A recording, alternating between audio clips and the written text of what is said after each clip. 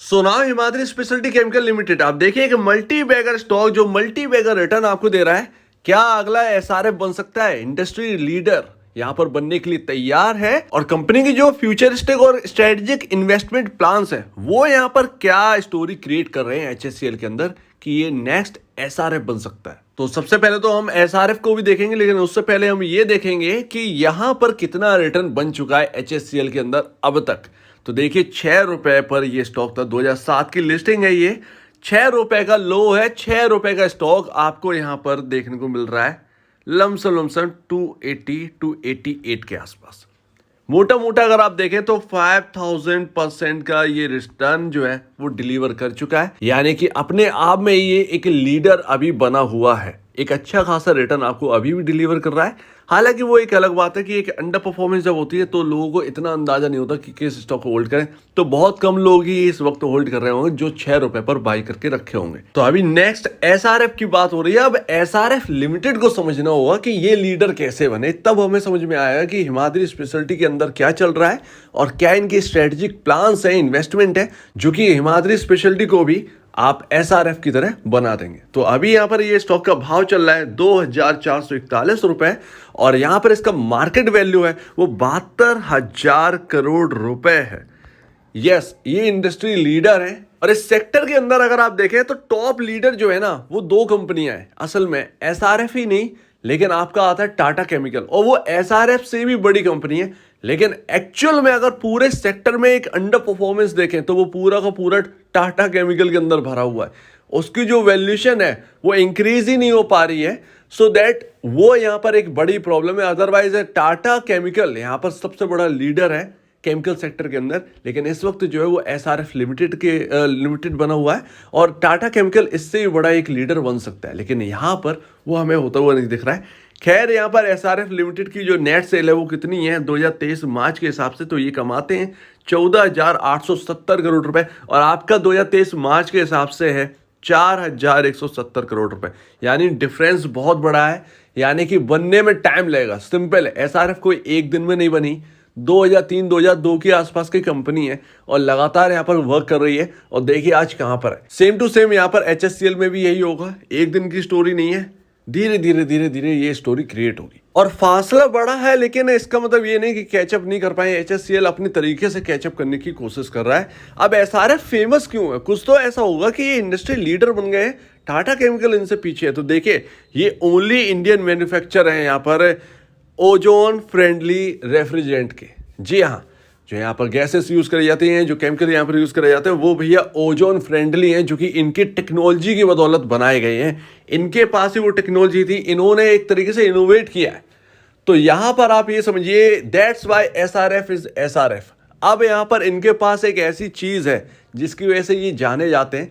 आप टाटा केमिकल देखिए तो सोडा एस की वजह से जाना जाता है। अब एचएससीएल में हमें ये देखना है कि एचएससीएल जो है उसे लीडर बनना है, तो उसके अंदर भी कुछ ना कुछ ऐसा होना चाहिए जिसकी वजह से टाटा केमिकल जाना जाता है, एसआरएफ जाना जाता है। इसके साथ साथ और एसआरएफ के बता दूं लार्जेस्ट प्रोड्यूसर एंड सेलर है रेफ्रिजरेंट के, तो ये अपने आप में एक मायने रखता है। तो अभी आपने एसआरएफ का देखा, टाटा केमिकल का थोड़ा सा बता दिया, सोडा एस की वजह से जाना जाता है। टाटा केमिकल भी यहाँ पर जो है जाना जाता है एक चीज की वजह से, जिससे एचएससीएल भी जाने जाते हैं।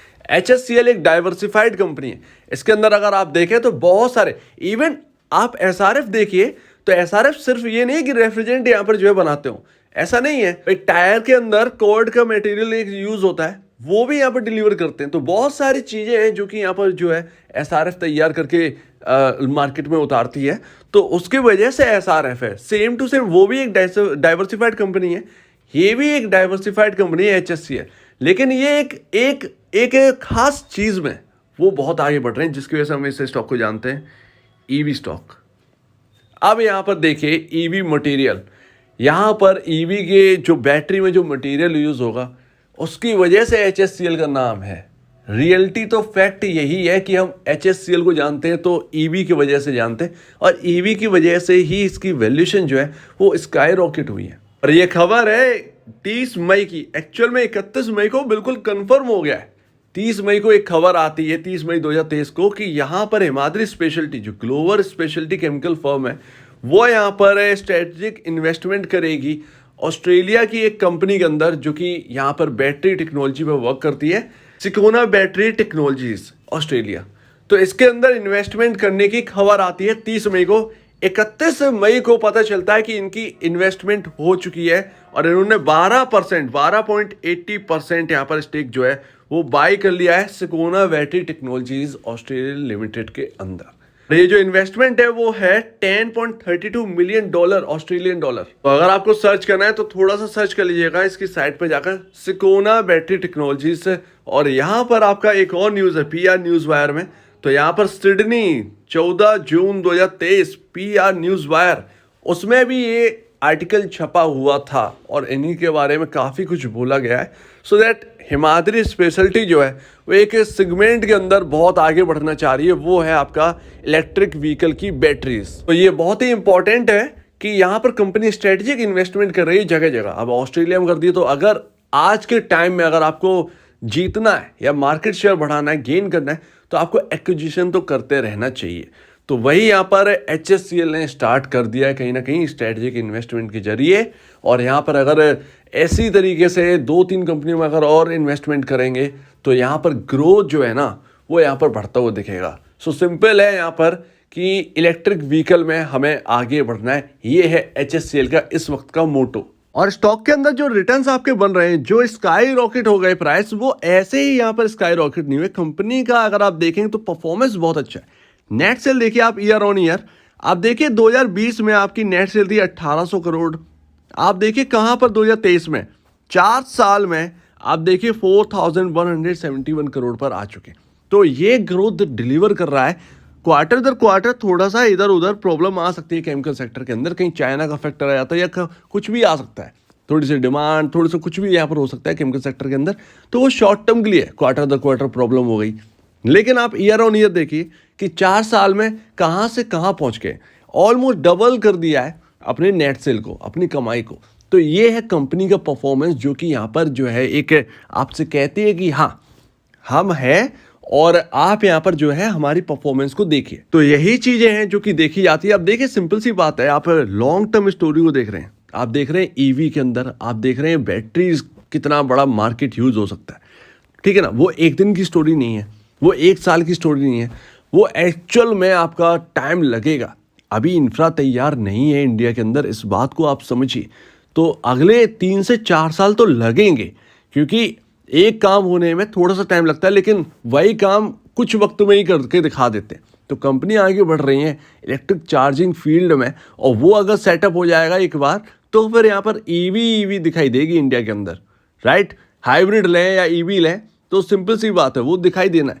तो ग्रोथ स्टोरी बहुत अच्छी खासी है और लॉन्ग टर्म में दिख भी रही है। अभी फिलहाल जो बसेस का चेंज किया जा रहा है आप देख रहे हैं, लेकिन जब एक यहाँ पर जो हमारे एक घरेलू व्हीकल्स हैं वो चेंज हो जाएंगी तो फिर यहाँ पर आप देखिए कितनी स्टोरी यहाँ पर क्रिएट हो सकती है, ठीक है। आपको मैं यहाँ पर बता दूँ, जो प्राइस अभी यहाँ पर स्काई रॉकेट हो गए हैं वो अभी थोड़ा सा डर लग रहा है। देखिए डरना लाजमी है यहाँ पर इस प्राइस पर। आप देखिए स्क्रीन तोड़ गया है ये चार्ट, आप देखिए ये ह्यूज रिटर्न है। इस तरीके से HSCL चला है, कहाँ हम लोग यहाँ पर कवर करते थे, कहाँ पहुँच चुका है। तो वो एक सिंपल सी बात है, तब भी एक स्टोरी लग रही थी, अब भी स्टोरी है। तो यहाँ पर देखिए शॉर्ट टर्म में जो मूव है ना उसको प्रॉब्लम मत लीजिए। यहाँ पर देखिए सिंपल सी बात है, आप है हायर साइड थोड़ा सा अप एंड डाउन ज़्यादा देखने को मिलेंगे, वॉलीटिलिटी देखने को मिलती है। जो नए निवेशक हैं उन्हें झेलना ही होगा इस बात को, क्योंकि आप देखें यहाँ पर जिसने भी लिया होगा एक कुछ सोच कर या कुछ भी, उसका रिटर्न बनेगा। सिंपल सी बात है, उसने उस वक्त लगाया जब स्टॉक जो है वो कह रहा था कि भाई अभी लगा दीजिए, बाद में हम जो है आपको रिटर्न देने की तैयार है। वही यहाँ पर उनका रिवॉर्ड बना। तो वो सिंपल सी बात है, उन्होंने टाइम खर्च किया है तो उनका रिवॉर्ड बनता हुआ नजर आया। यहाँ पर क्या है, हायर साइड आप पहुँच गए, अब यहाँ से जरा सा लो गया तो इसमें डरने की कोई बात नहीं होती है। यहाँ पर इन्होंने भी यही फेस किया होगा, किसी ने 140 का लिया हो तो 120 का रह गया होगा, सिंपल सी बात है ना। तो वो तो हर एक को एक ये माहौल देखना ही पड़ता है। और सिंपल सी बात है कि हर एक का एक अपना माइंडसेट होता है, वो एक चुनाव करता है। किसी ने अगर गूगल को लिया होगा तो उन्हें ये नहीं पता होगा कि गूगल आज कितनी बड़ी कंपनी है। उन्होंने उस वक्त के जो स्ट्रेटेजिक प्लान्स है या उनके प्लान्स जो अंदर कंपनी के अंदर चल रहे हैं, जो निकल कर आ रहे होंगे, उसके बिहाफ पर लिया था उस स्टॉक को गूगल ने। राइट। तो जो निवेशक ने उस वक्त लिया था वो आज देखिए कहाँ पर बैठ गए हैं। सिंपल सी बात है। तो ये टाइम यहाँ पर खर्च स्पेंड मांगता है, वो यहाँ पर है। और उनको भी वॉलेटिलिटी देखनी होगी, ऐसा तो नहीं है कि उन्होंने वॉलेटिलिटी नहीं देखी। तो सिंपल सी बात है, जो लॉन्ग टर्म इन्वेस्टर है ना, लॉन्ग टर्म इन्वेस्टर्स वो सिर्फ और सिर्फ एक ही चीज़ कर सकते हैं। वो अगर स्टॉक एक डिप आता है आप उसको एवरेज करिए, लेकिन स्टॉक के अंदर खबर क्या चल रही है ये इंपॉर्टेंट होता है। अगर बैड न्यूज़ आती है या यहाँ पर जो है पूरे सेक्टर के लिए बैड न्यूज़ है तो फिर एवरेज करना चाहिए या नहीं करना चाहिए, उस वक्त ये डिसाइड किया जाता है। तो लॉन्ग टर्म इन्वेस्टर के पास एक ही हथियार है, वो है आपका स्टॉक अगर बहुत ज़्यादा डाउन आ जाए और सब कुछ अच्छा है और यहाँ पर कोई बड़ी प्रॉब्लम नहीं दिख रही है तो फिर वो एक एवरेज का स्ट्रेटजी बनाकर काम करते हैं। तो यही है एक लॉन्ग टर्म इन्वेस्टर के पास, यही वो कर सकते हैं और यही सबसे बेहतर होता है। तो अभी जो है वो थोड़ा सा प्रॉब्लम दे सकता है और अभी यहाँ पर जो है प्राइस थोड़े से यहाँ पर जो है आपको डाउन जाते हुए देख सकते हैं, लेकिन आगे का देखिए Q2 आने वाला है। Q2 में आपका बहुत कुछ देखने को मिलेगा और स्टॉक के अंदर जो है वो इंपॉर्टेंट लेवल वही होंगे जो इसका ऑल टाइम हाई था 196 200, वही इसके अंदर बहुत ही इंपॉर्टेंट है, बहुत ही इंपॉर्टेंट लेवल्स होंगे। तो अगर आपको 230 225 के आसपास मिलता है तो 215 पर भी एक इंपॉर्टेंट लेवल, जहाँ से ये स्टॉक घूमा तो ये इंपॉर्टेंट लेवल्स आपके पास ही है। अभी आप देखें तो 196 से कोई बहुत बड़ी तेजी नहीं दी है, ऑल टाइम हाई से गिनी है, बहुत बड़ा तेजी यहाँ पर जो है आपको क्रिएट करके नहीं दिया। तो लॉन्ग टर्म स्टोरी है, इस पर बिलीव करेंगे क्योंकि इंडिया पर बिलीव है और इंडिया में जो डोमेस्टिक कंपनीज हैं वो बहुत ही यहाँ पर जो है प्रेफर करी जा रहे हैं। जैसे केमिकल सेक्टर है वो बहुत ज़्यादा प्रेफर करते हैं। तो थोड़ा शॉर्ट टर्म में यहाँ पर जो है अप एंड डाउन देख सकते हैं, लेकिन लॉन्ग टर्म में बढ़िया रह सकते। तो कहाँ खरीदते हैं ये इंपॉर्टेंट है, बस कहाँ खरीदते हैं ये इंपॉर्टेंट है, उस पर काम कीजिए। बाकी क्रिएट होगी स्टोरी वो एक अलग बात है।